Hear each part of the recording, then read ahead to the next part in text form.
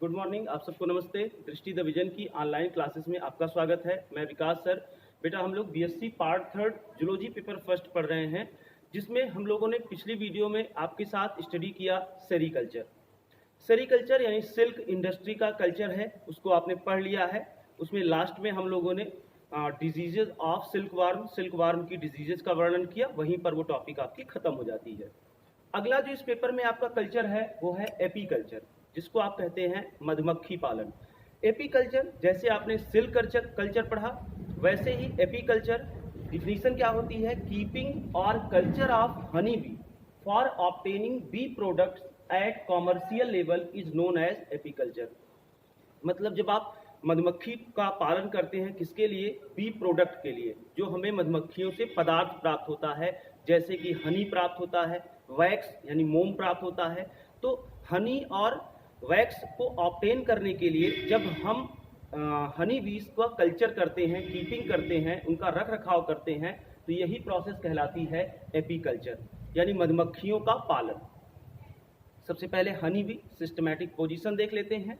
Phylum arthropoda का सदस्य है, class Insecta, order Hymenoptera, family Apidae और जीनस एपिस।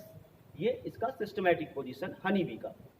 हैबिट और हैबिटेट पर आते हैं। Honey bee are highly organised social insect reported from all over world. आप जानते हैं कि मधुमक्खी सबसे ज़्यादा सामाजिक प्राणी है। जितने भी इंसेक्ट होते हैं उनमें सबसे ज़्यादा सामाजिक प्राणी है। सोशल इंसेक्ट क्यों? क्योंकि इनमें कास्ट सिस्टम पाया जाता है। कास्ट सिस्टम का मतलब कि डिवीजन ऑफ लेबर, श्रम विभाजन, सबका कार्य अलग अलग बटा रहता है। जैसे इनकी कॉलोनी में आप देखेंगे तो एक क्वीन होगी, वर्कर्स होंगी, सोल्जर्स होंगे, मेल ड्रोन होंगे, यानी सब अलग अलग वर्क। हनी जैसे जो क्वीन है उसका फंक्शन होता है अंडे देना, वर्कर्स का फंक्शन है शहद इकट्ठा करना, फ्लावर्स का रस जिसको आप नेक्टर जूस कहते हैं, या फूलों का रस उसको इकट्ठा करना। जो मेल यानी ड्रोन जो होते हैं उनका काम होता है रिप्रोडक्शन में हेल्प करना। तो सबका अलग अलग काम बटा हुआ है, इसीलिए इनको कहा जाता है कि हाईली ऑर्गेनाइज्ड सोशल इंसेक्ट हैं। ये सबसे ज़्यादा विकसित सामाजिक प्राणी, सामाजिक कीट पतंगे हैं ये। इन स्प्रिंग सीजन मतलब at the time of flowering, जब पुष्प खिलते रहते हैं स्प्रिंग सीजन में, जब सभी प्लांट्स में खूब सारे पुष्प निकले होते हैं, flowers, they prepare a strong colony. तब ये मक्खियाँ क्या करती हैं? हनी बी एक मजबूत कॉलोनी बनाती हैं विथ हनी रिच कॉम्ब, और मधु से युक्त छत्ता। मतलब एक कॉलोनी बनाएंगी और एक बढ़िया सा कॉम्ब यानी छत्ता बनाएंगी जिसमें शहद भरा होता है। They exhibit polymorphism and good division of labour. ये बहुरूपता प्रदर्शित करते हैं। अभी हमने कहा ना, बहुरूपता मतलब क्वीन का स्ट्रक्चर अलग होगा, वर्कर का स्ट्रक्चर अलग होगा, ड्रोन का स्ट्रक्चर अलग होगा। ड्रोन मतलब मेल। तो इनमें दे एग्जिबिट पॉलीमॉर्फिज्म, ये बहुरूपता प्रदर्शित करती हैं, and good division of labour, और सब में श्रम विभाजन यानी अलग अलग कार्य भी पाए जाते हैं। The workers communicate information for the location of food sources through the waggle dance. इनमें कहा जाता है कि जो वर्कर्स होती हैं, जब इनको कहीं कोई फूड सोर्स मिल जाता है या फूलों का रस जहाँ ढेर सारा है, तो वहाँ मधुमक्खियाँ एक रैगल डांस करती है, वैगल डांस कहते हैं।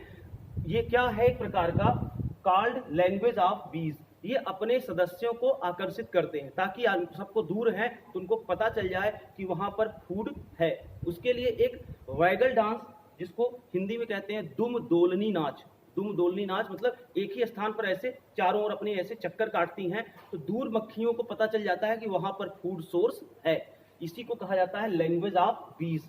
तो यहाँ से चीज़ क्लियर हो रहा है कि वर्कर्स को, मान लीजिए 2-4 वर्कर्स कहीं उड़ी, उनको कहीं फ्लावर मिल गए, ढेर सारे फ्लावर हैं, तो वहीं वो ऊपर आकाश में रैगल डांस करने या वैगल डांस करने लगेंगी, ताकि उनकी जो दूसरे सदस्य हैं दूर, उनको पता चल जाए कि उस स्थान पर फ्लावर्स हैं।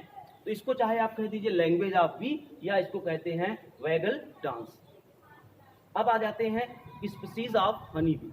यहाँ आपको बताना पड़ेगा कि कौन कौन सी स्पीसीज हैं जिससे हमें हनी ऑब्टेन होता है। तो पहला है एपिस डॉर्साटा, जिसको रॉक बी कहते हैं। रॉक बी यानी चट्टानों वाली मधुमक्खी। This is the largest bee, ये सबसे बड़े आकार की हनी बी है।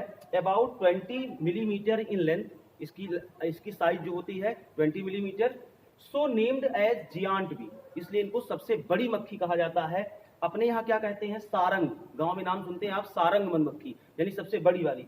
Sarang and Bombara are the other common names of this bee, इसका दूसरा और नाम है Sarang बॉम्बारा, which yield maximum amount of honey in comparison to other species। ये जो प्रजाति है ये सबसे ज्यादा शहद बनाती है, मतलब इस हनी बी से सबसे ज्यादा हनी प्राप्त होता है।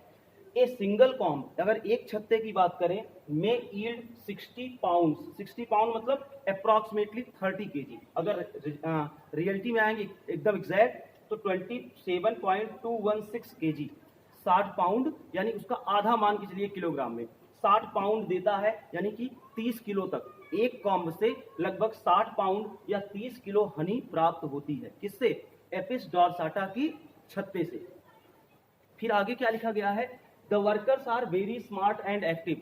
इस प्रजाति की जो वर्कर्स होती हैं, जो शहद वगैरह इकट्ठा करती हैं, वो बहुत स्मार्ट और बहुत एक्टिव होती हैं। विच में पॉलिनेट 12,000 फ्लावर्स डेली, क्योंकि जानते हैं आपकी मधुमक्खियां पॉलिनेशन में हेल्प करती हैं, तो इनकी जो वर्कर्स हैं लगभग 12,000 फ्लावर्स को ये एक दिन में पॉलिनेट कर लेती हैं। पॉलिनेट का मतलब है कि क्योंकि एक फ्लावर से दूसरे फ्लावर पर जाती हैं, नेक्टर जूस को निकालने के लिए, फूलों के रस को निकालने के लिए, तो उसी समय पॉलिनेशन भी हो जाता है फ्लावर्स में। तो लेकिन लगभग माना जाता है कि 12,000 फ्लावर्स को पर डे पॉलिनेट कर देती हैं। फिर आता है एपिस इंडिका, जिसको इंडियन बी कहते हैं, जो अपने यहाँ सामान्य मधुमक्खी होती है।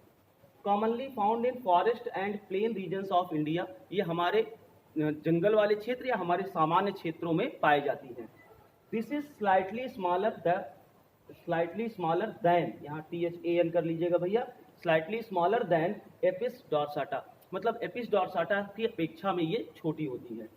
दे फॉर्म दियर कॉम्ब, ये अपने छत्ते कहाँ बनाती हैं, ऑन ट्री ट्रंक्स, पौधों की शाखाओं पर, मड वॉल, जहाँ पर थोड़ा अंधेरा रहता है, कीचड़ वाली जो दीवारें होती हैं, अर्थन पॉट्स, कोई लकड़ी का टुकड़ा बड़ा सा रखा गया उसके अंदर बना लेती हैं, थिक बुशेस, मजबूत झाड़ियों पर, and walls of the buildings, और बड़ी जो ऊंची इमारतें होती हैं, आप देखते हैं जैसे अपने यहाँ आसपास जैसे विकास भवन क्षेत्र है, विकास भवन में आप देखेंगे तो ऊपर बड़ी जो बिल्डिंग है उस पर आपको बहुत सी मधुमक्खियों के छत्ते लगे हुए दिखाई देंगे।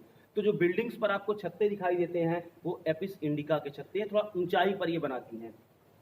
This species is very gentle in nature, इस बहुत मतलब कि उग्र स्वभाव की नहीं होती, सामान्य होती हैं। So can be domesticated easily, अतः इनका जो कल्चर होता है वो आसानी से हम कर सकते हैं। The production of honey is 6 to 7 pound पर कॉम्ब, इनके एक छत्ते से लगभग 6 से 7 पाउंड मतलब 3-3.5 किलो हनी मिल जाती है एक छत्ते से। अगला है एपिस फ्लोरिया, जिसको लिटिल बी कहते हैं। This is small size honey bee, ये बहुत छोटे आकार की होती हैं, और this variety produce little amount of honey, इनसे बहुत कम मात्रा में हनी मिलता है, इसलिए इनका डोमेस्टिकेशन नहीं किया जाता।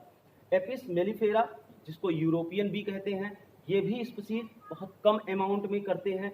दे आर इजिली डोमेस्टिकेटेड, इनको हम इजिली डोमेस्टिकेट कर सकते हैं, बट इन दोनों स्पीसीज का कल्चर नहीं किया जाता। प्रायः कल्चर में केवल Apis indica honey bee, Indian bee, और एपिस डॉर्साटा रॉक बी।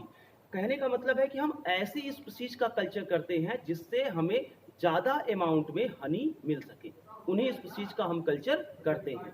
तो बेसिकली एपिस डॉर्साटा और इंडिया में तो एपिस इंडिका, ये प्रजाति जो है इसका हम ज़्यादा अमाउंट में कल्चर करते हैं।